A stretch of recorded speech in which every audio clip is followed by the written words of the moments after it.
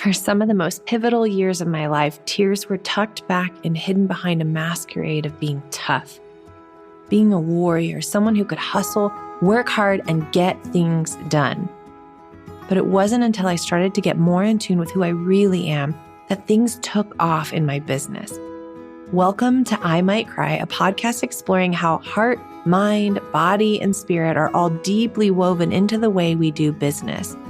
With guest interviews from experts in business strategy, therapy, emotional intelligence, the human body, and so much more.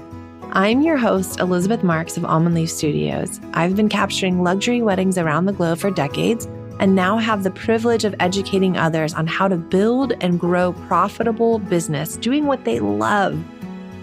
I'm on a journey of self-discovery, of becoming more of the uniquely beautiful, messy, and complex human that I was created to be, and I want to invite you to do the same. Join me on this adventure of uncovering the walls we've built that keep us stuck in patterns of limitation so that we can journey into living life with arms and hearts wide open. Let's venture into this together. Hello, and welcome to today's podcast. This one is a solo episode with just me. Today, I want to talk to you about how and where you can be attracting your dream clients.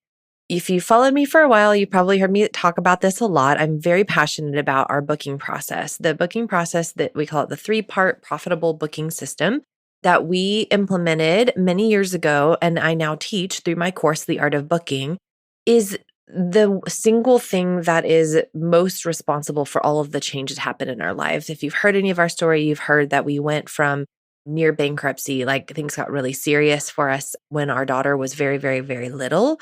And it was a terrifying place, very anxious and just anxiety ridden, all the way back to a thriving full business. Here we are today, just loving life and seeing business continue to grow and grow and up level. And it just feels so good. And so when I've reflected back on what really caused all of that change, it was the booking process. The booking process that we implemented, that we kind of formulated from a bunch of different locations, is really the reason that it all came together and that everything started to shift for us. So let's talk a little bit more about that. Some of the things that I see people doing in their business. I see a lot of people struggling to keep up with all of it. What do I mean by that? I mean, you are trying tirelessly to be posting consistently on Instagram. You decide you should probably implement a Pinterest strategy. You do your best to be blogging all the time. You are trying to learn SEO because you feel like if you're going to blog, then you might as well know SEO. Start attracting people that way. You're trying to post on Facebook. You're trying to build vendor referrals. There's so many ways that you could be growing your business. I just want to give you permission to stop. Stop doing all of them. Stop doing everything. Stop trying to be a master of all. You really need to only focus on one that's really moving your business forward. Now, when I say focusing on one, I am not a huge fan of every business only getting stuck in that one. I want you to become an absolute master of one strategy and really know how to be finding consistent clients, that consistent clients are coming to you. They are your dream clients, are people that are within your budget. They know they want your services. They are the perfect fit for you, and they book you. So you're filling your calendar and you've become a master at that flow, at that process. At that point, that is where I want you to expand to 2 or 3. Every business, I think, the goal should be to have at least 3 sources of lead flow, sources of income coming in. Ideally, even 3 different strategies for one area of your business that has income coming in. So for photographers listening, that would be 3 ways that you're attracting photo clients. If you do photo and education, it would be 3 ways for each of those. Does that make sense? Or if you are an artist, maybe one of them is Etsy. You're selling your product on Etsy. Maybe one of them is you have a little book or a PDF on Amazon, whatever it might be. You master one and then you expand to 3. Now, the reason I like to promote this is because, number one, I think we're very, very, very hard on ourselves. And I think it's really easy to get caught up in the overwhelm and the anxiety of feeling like you just can't keep up. When you're trying to do all of the things in all of the places and you're a solopreneur, like you don't even have support. It's just you doing this business. You're just setting yourself up for failure. You're going to find that your clients are really inconsistent, that your postings are really inconsistent. you're just not going to see a lot of traction, a lot of really forward progress. You're going to feel like this hamster wheel that you're just constantly in this cycle.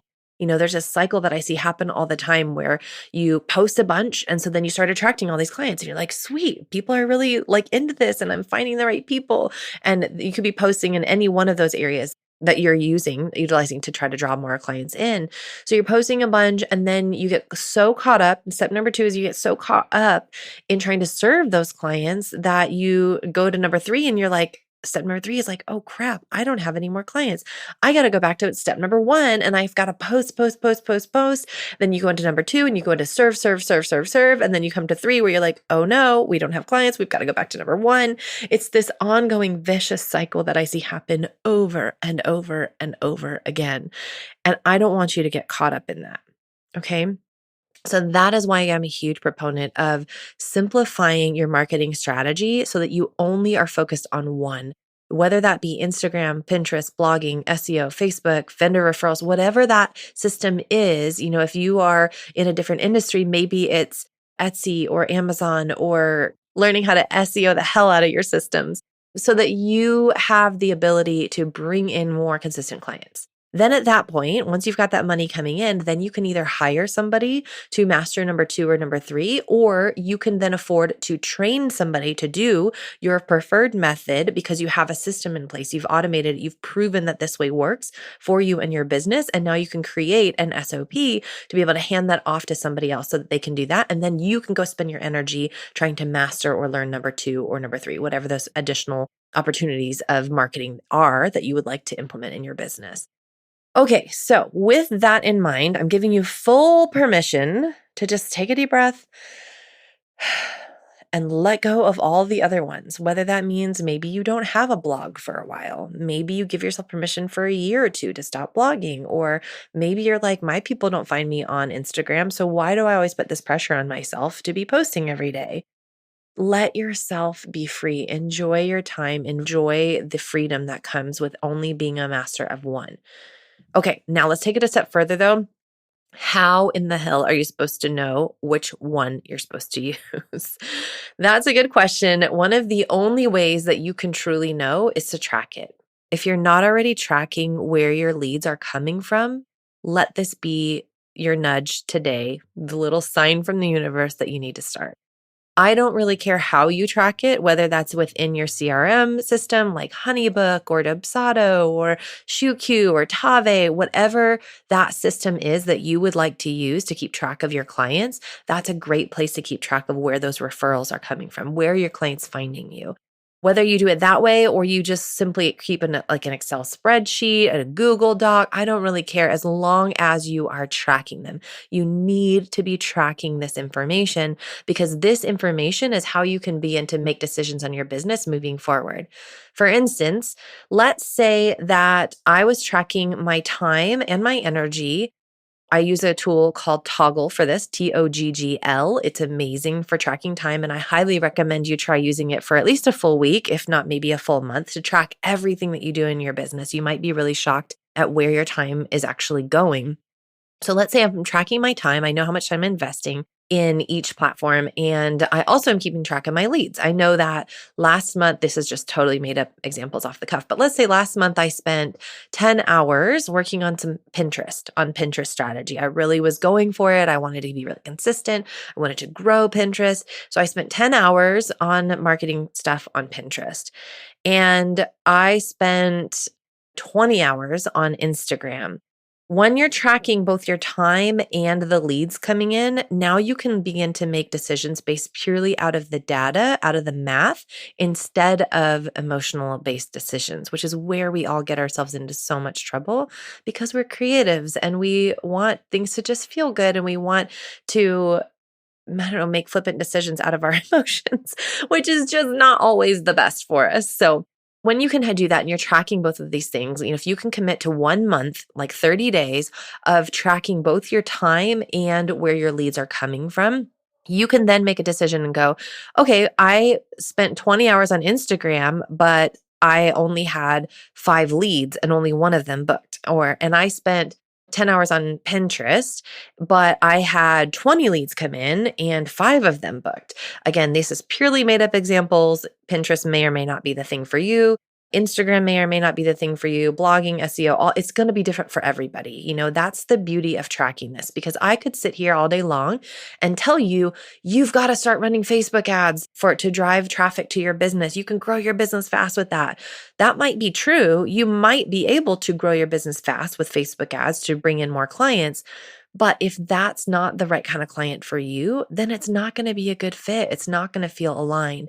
Same is true for SEO. Same is true for Pinterest, for Instagram.